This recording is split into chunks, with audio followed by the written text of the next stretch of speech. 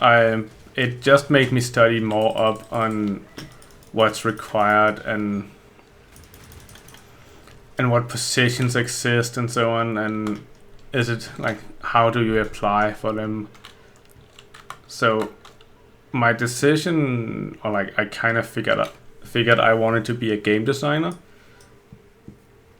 I don't know, because I like making decisions and make experiences and such. But I also read that it was close to impossible to get like an entry-level job as a game designer. So based on that, I was like, okay, then it doesn't even make sense to try to apply for jobs. Fuck that. So what I did instead to become a game designer was that I made my own company, because I had a developer background. I was a full stack developer at the time. So I was like, yeah, well, sure. We'll just make our own company and then earn some money doing like enterprise coding or enterprise development, normal coding shit. And then make a profit off that and then slowly funnel money into like a savings account for our game development, and in between clients we could do games as well. So we did that. Like we jumped out straight after our bachelor, me and my buddy made our own IT company, started doing shit. It was not as easy as I had thought, naively. It also wasn't as hard as it could have been, to be fair. Like the first year we didn't make any money, like at all, because at that point we were actually 3 guys, and it was like the third guy's responsibility to get clients, or that was what we hoped, and then me and the other developer dude, we would deliver like the projects and do game development. But no sales really came in, and we had we had one client from our bachelor days. We started working on clients during the bachelor. So we had that client still, and they wanted minor things here and there, but it wasn't anything big, and the hours was too cheap. Not ridiculously cheap, but not expensive enough to actually make a saving. Maybe if we had worked full time on them for like a long period of time, it could have made sense. But for minor projects, it just didn't really make sense. But we got some experience and some money here and there, and something to write on the company resume, and a little bit of word of mouth. So after a year of not making any money, I think we decided to, like at some point we decided to get rid of the third guy, because it really wasn't creating any value.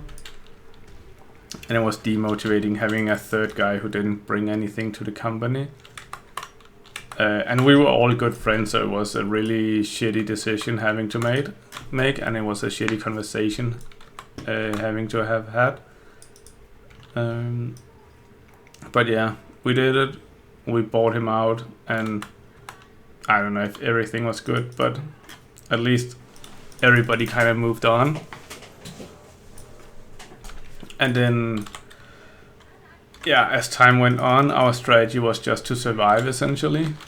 Because as long as the company survived, we had more time to find more clients, and all our clients kept coming back to us at least. So we never lost a client during that time. They were always happy with our work, and they kept coming back.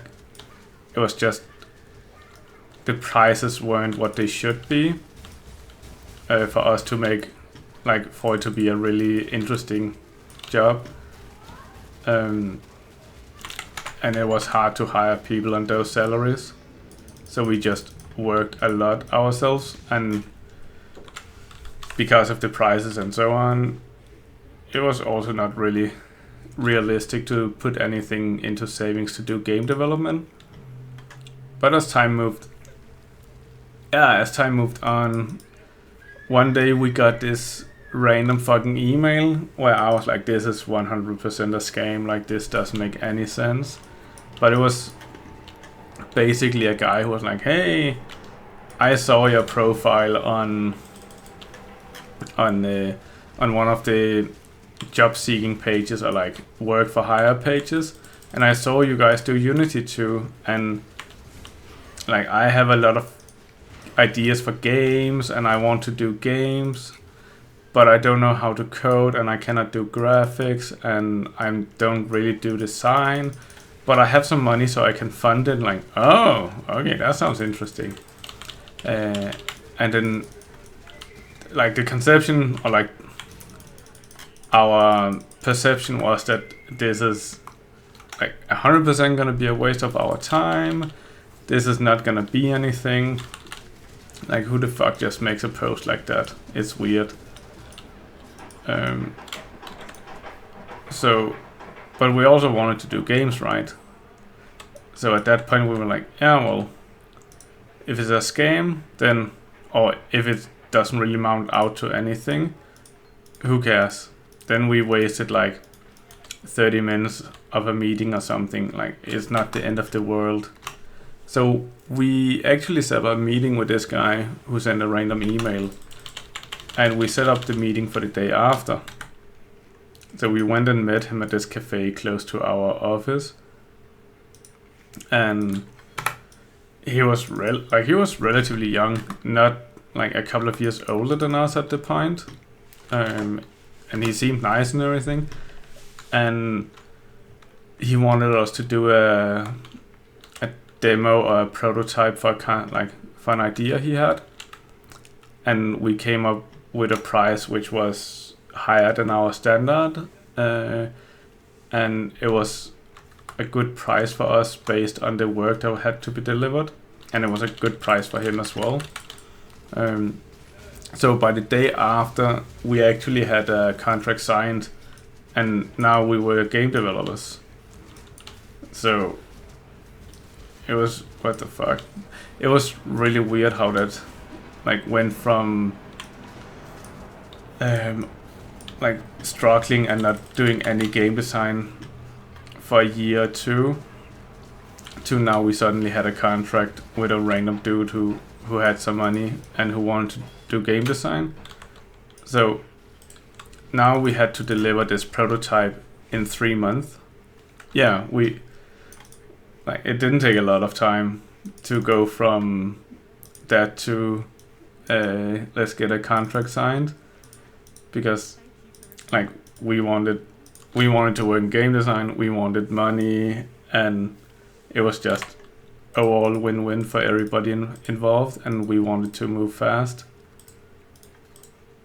So just like that, we became game developers, so to speak. And then like when we started development, came to game design, what the fuck?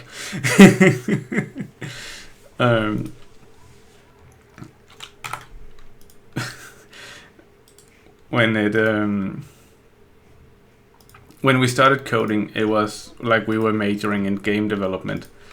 So we did have experience with it, and we had done stuff ourselves as well, but we had never released anything, which is a very fucking important part of game development, as any developer out there will testify to. If you haven't released anything, it doesn't really count. Like, it's really hard to argue that whatever prototype you have made counts for anything if it hasn't been released. Like, there's so much knowledge that you haven't gained at that point.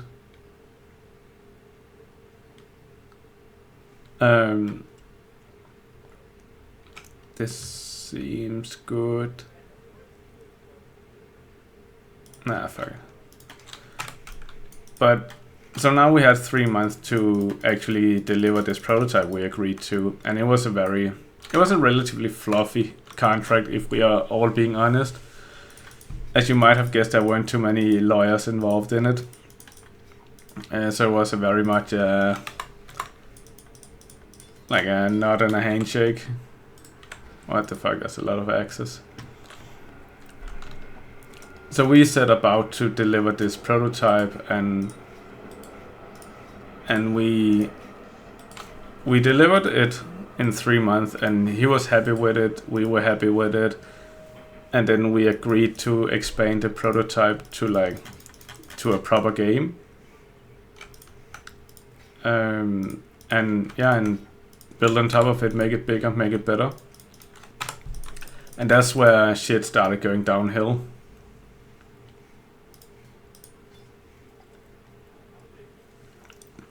Because we were... I don't know if arrogant is the right word to use here, but we were definitely inexperienced, and we underestimated, or maybe we overestimated our own abilities. So our logic with a lot of coding is like, and a lot of projects were that of course we can deliver it, like if it's possible we can deliver it. Like we've never had a project we couldn't deliver on before. It's just a matter of figuring out what you need to do, read some documentation maybe. Like all problems can be solved, and if we spend enough time on a problem we can solve it. Like that was our logic. So going into it, like going from a prototype with basically no graphics and just a proof of concept, to talking specs with the client, where it's like he wanted everything in the world, and maybe it's fair to mention it was a mobile game. This will come in relevant very soon. He wanted basically what's Unreal Engine 5 graphics today for everything, and he wanted everything to be like super pretty and super cool, which is understandable. And we didn't have the experience to tell him, no, this is unrealistic. This will require a huge fucking team. This will cost a lot more money than you think it will, and it will not give you the value that you are seeking. So unfortunately we went along with a lot of the things, like, yes, it will be a huge fucking map. Let's, instead of just having like this size map, let's make it fucking this big. And let's have it so these players can build their own roads and shit and customize things, and let's have super advanced logic for the movement and so on, because things were not allowed to collide. So, Jesus Christ. Things in the game wasn't allowed to... They could collide. They weren't allowed to die or anything. But they weren't allowed to pass through each other. And that was a huge fucking problem when you have roads and the roads get packed up with shit and they're not allowed to just drive through each other. Then now all of a sudden, like, we need logic to figure out what do you do when there's heavy traffic and everything is blocking each other. How do we handle that? And all the ideas we suggested didn't gel with the client, because essentially he wanted it as a very realistic game, and everything had to work the same way the real world works. And the real world is very complicated, to say the least. So we had to introduce a lot of rules and a lot of logic and so on that just bloated the code base and the rules and the complexity and the time to develop, along with the graphic fidelity the client wanted, and just scope, like, and just having the opinion that we can deliver everything, so there's no need to be too worried about scope.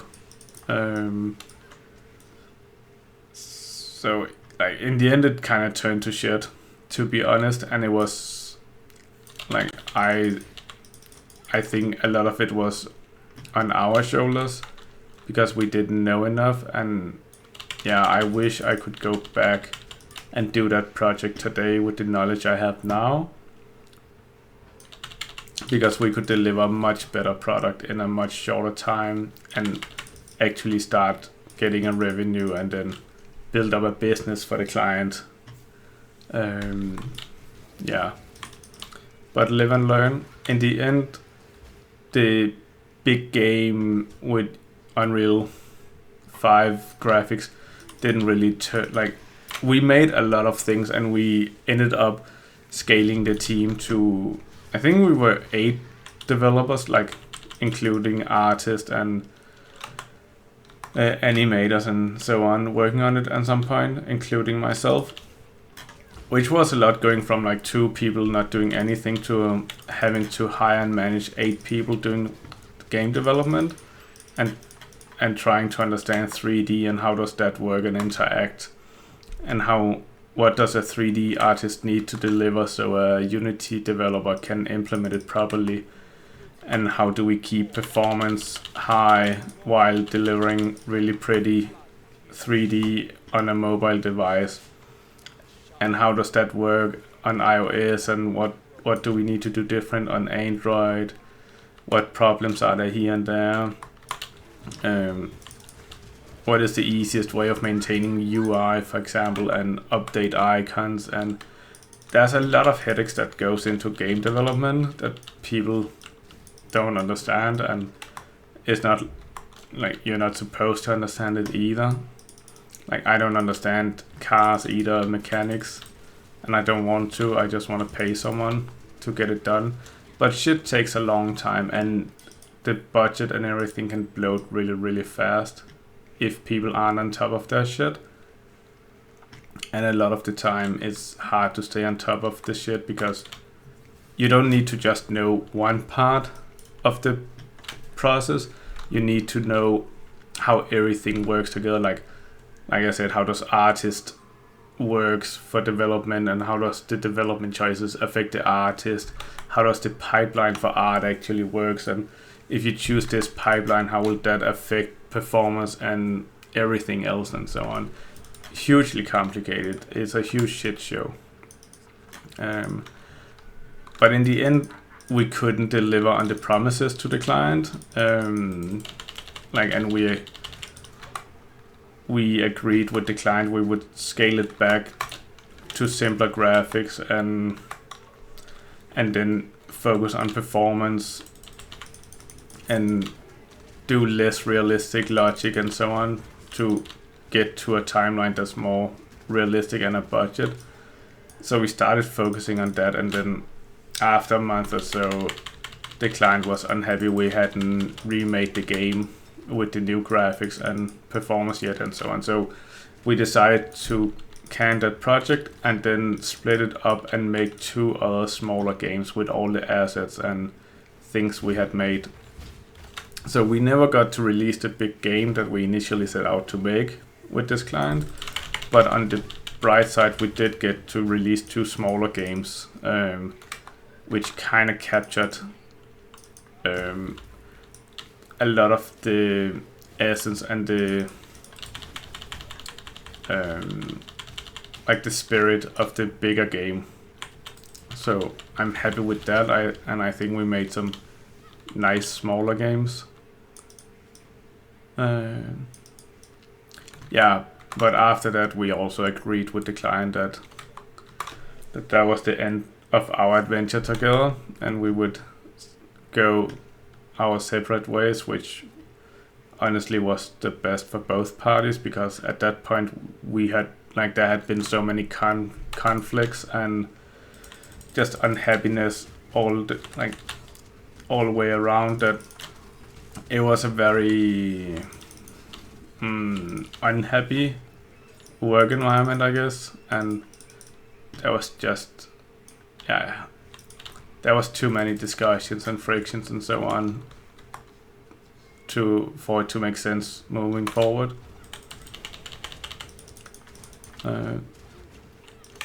but for our from our perspective, it was nice. We managed to release 2 games. It was nice. We got a lot of experience. We got to build up a team. At the same time, we were also we had 2 legs in the business. We had the game development and we had more normal web development. So at that time we were 12 employees, and